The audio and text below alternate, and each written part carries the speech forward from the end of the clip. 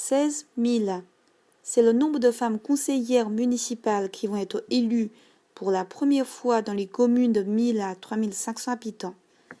Depuis la loi du 17 mai 2013, la parité politique jusque-là obligatoire dans les communes de plus de 3500 habitants devient un impératif pour toutes les communes de plus de 1000 habitants. À quelques mois des municipales 2014, cette loi passe presque inaperçue. Décryptage. Pourquoi le seuil est baissé à 1000 habitants? Le choix du curseur a été source de discorde au Parlement. Les députés étaient partisans d'abaisser le seuil à 500 habitants, en dépit de l'opposition du Sénat qui l'a relevé à 1000 habitants. Selon les parlementaires, ce chiffre de 1000 habitants assure un juste équilibre.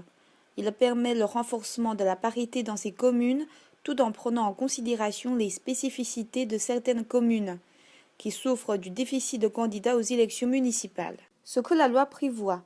La loi prévoit, désormais dans les petites communes de plus de 1000 habitants, les listes doivent être complètes et composées d'autant de femmes que d'hommes, avec une alternance obligatoire, c'est-à-dire les listes incomplètes ou les candidatures isolées, c'est du passé. Le panachage et le vote préférentiel sont révolus. La loi prévoit aussi que la fonction d'adjoint est soumise aussi à la parité, c'est-à-dire autant d'adjointes que d'adjoints. Ce que la loi ne dit pas. Les époux et épouses peuvent siéger dans le conseil municipal sans souci. En revanche, les ascendants, descendants, frères et sœurs sont limités à 2 par le code électoral. En théorie, une liste peut être intégralement constituée d'hommes et de leurs épouses, sœurs et filles. Ce que la loi ne dit pas non plus, aucune disposition n'impose que le maire et son premier adjoint soient de sexe différent. Et la loi sur la parité n'a aucune prise sur l'attribution des postes clés du travail municipal.